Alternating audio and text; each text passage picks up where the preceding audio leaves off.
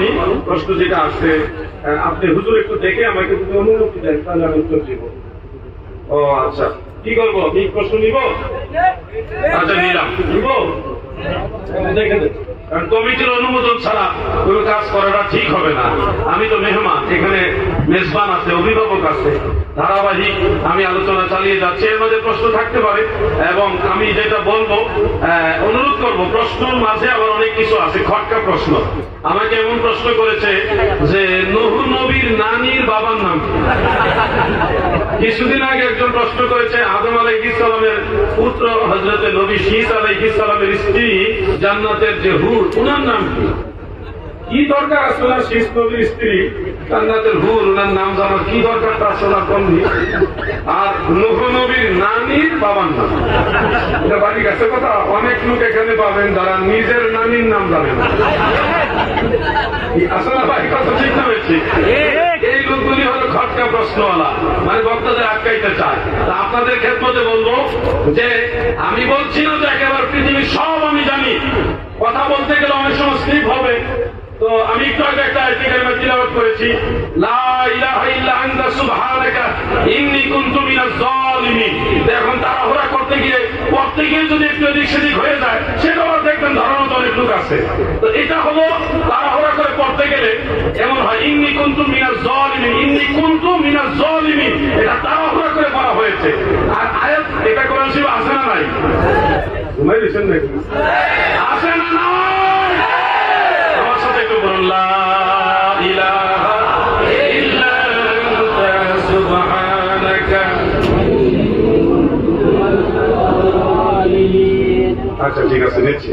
একটু জিকির করেন ইসমে জাত আল্লাহ আল্লাহ আল্লাহ আল্লাহ আল্লাহ আল্লাহ। এটা কেন ওনাদের জিকির আওয়াজটা পাই না?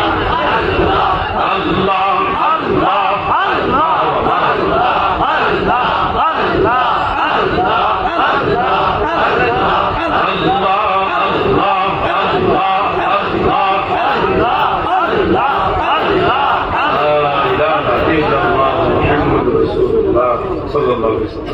প্রশ্ন সংক্ষেপে বলবো।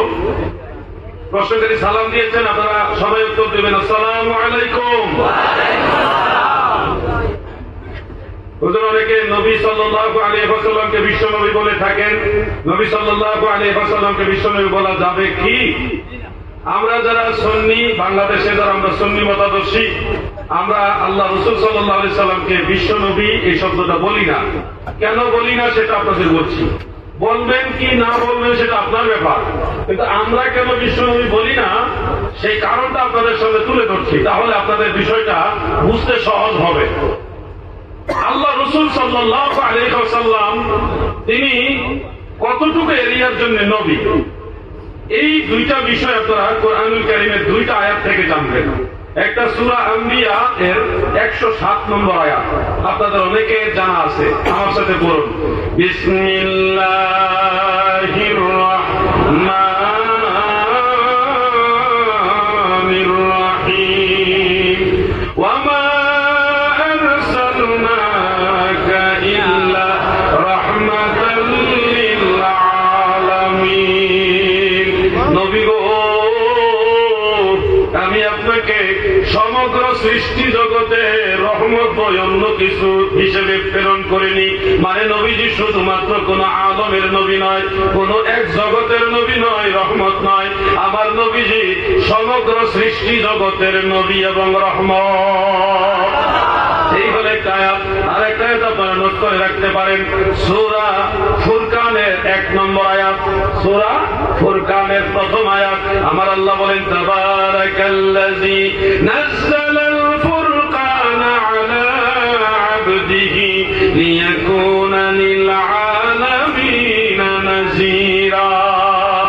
আমার আল্লাহ এখানে নবীজির নবুয়তের এরিয়ার কথা বলেছেন, লিয়াকুনা লিল আলামিনা নাযীরা, যেন আপনি সমগ্র সৃষ্টি জগতের জন্য ভীতি প্রদর্শনকারী হন।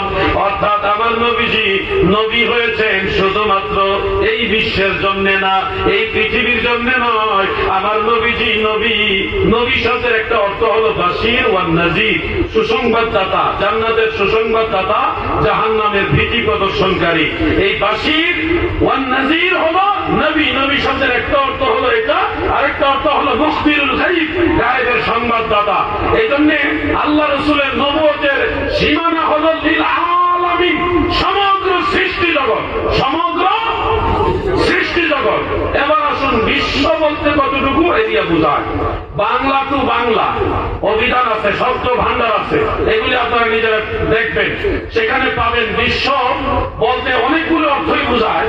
এর মধ্যে একটা অর্থ হলো যে এই নদী নালা, খাল, বিল, পাহাড়, পর্বত, এই পৃথিবীতে যা কিছু আছে সব কিছুকে একসাথে বলা হয় বিশ্ব। বিশ্বের বাইরেও অনেক কিছু আছে, যেমন সূর্যকে কেন্দ্র করে সৌরজগৎ, সৌরজগতের ভিতরে আমাদের পৃথিবী আছে, মঙ্গল গ্রহ আছে, বুধ গ্রহ আছে, বৃহস্পতি আছে, এরপরে ইউরেনাস আছে, প্লুটো আছে, আরো অনেক গ্রহ, উপগ্রহ, গ্রহাণুপুঞ্জ, সবকিছু মিলে একটা সৌরজগৎ। এই সৌরজগৎটাকে একসাথে বলা হয় মহাবিশ্ব। কি বলা হয়?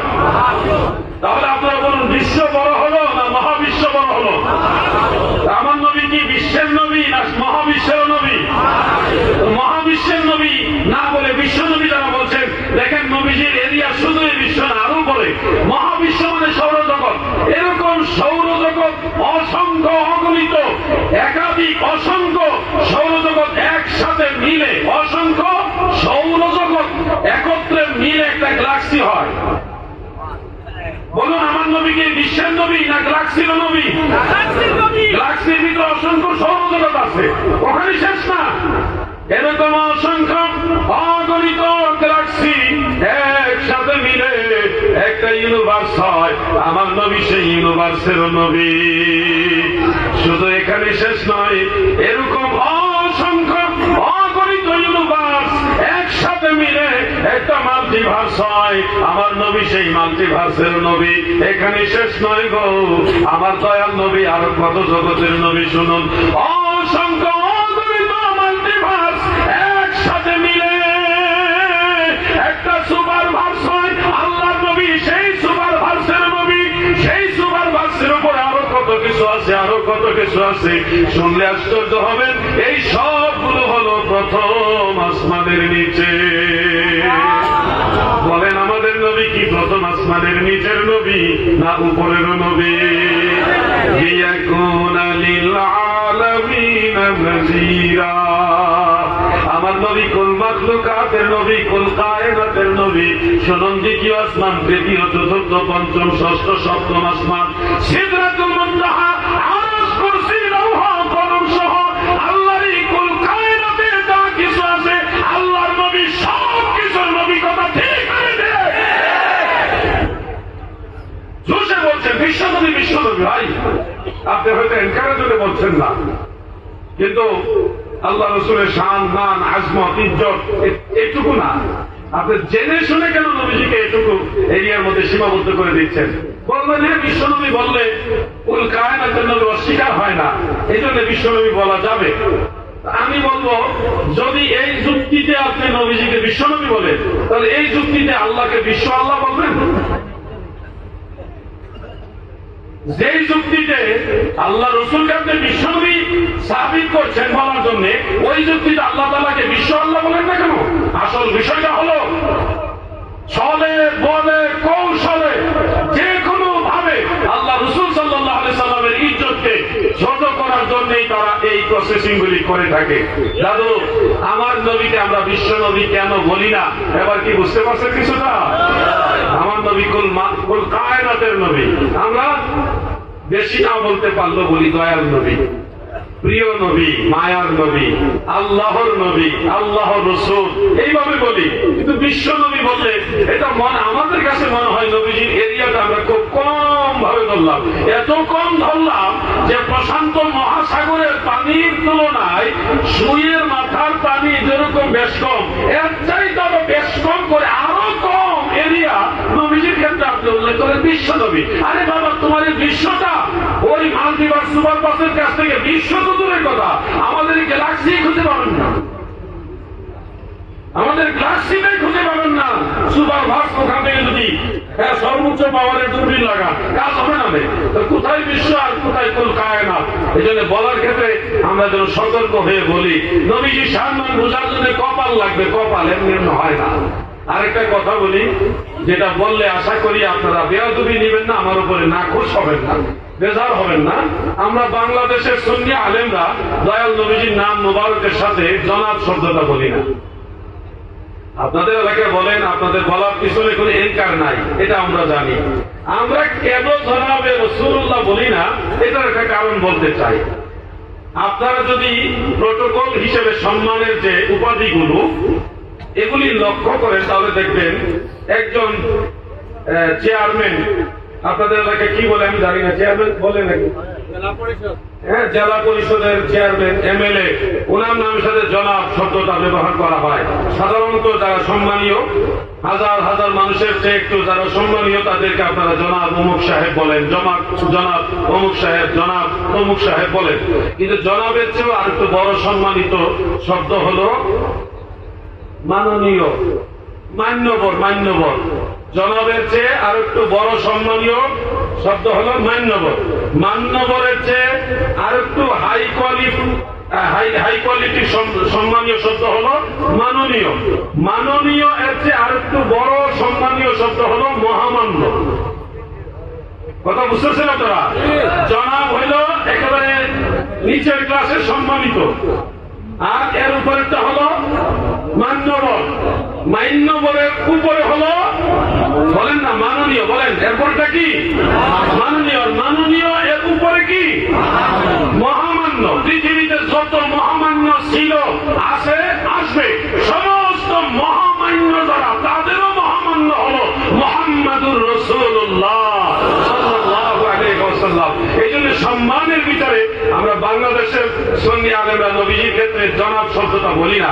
আপনারা যারা বলেন এটার বিরুদ্ধে আমার কোনো ফতোয়া নাই, কারণ এটা তো আপনার এনকারের জন্য বলছেন না, সম্মানের নজরে বলছেন। আমরা জনাব শব্দটা নবীজির ক্ষেত্রে বলি না, বরং বাংলাদেশে এমন এমন মঞ্চ আছে, কেউ যদি জনাবে রাসূলুল্লাহ বলে তার মাইক কেড়ে নিবে, বলবে এই তো আমি কেড়েও নিয়েছে, এরকম হয়েছে ঘটনা। আমি বাংলাদেশের কালচার আপনাদের কালচারে বেশ কম আছে, ওইটা বলছি না। উর্দু ভাষাভাষী যারা, তারা আল্লাহ রসুলকে জনাব শব্দটা দিয়ে সম্মান করে থাকেন, তো ওটার বিরুদ্ধে আমার কোনো কথা নাই। তবে সম্ভব হলে আমার মনে হয় দয়াল নবীজির ব্যাপারে সতর্কতামূলক আরো সম্মানীয় যে শব্দগুলি, যেটা দয়াল নবীজি এক কথা এত বেজানোর দরকারটা কি? দয়াল নবীজি ভালো, দয়াল নবী বিনে দয়াপন বলতে কেহ নাই সংসারে। কত মায়ার ডাক দয়াল নবী। কি নবী? জোরে বলেন না, কি নবী? দয়াল নবী। কত মায়ার শব্দ, কত ভালোবাসার শব্দ। আমার কথা একটু বেজার হবেন না, আমি কারো বিরুদ্ধে বলছি না।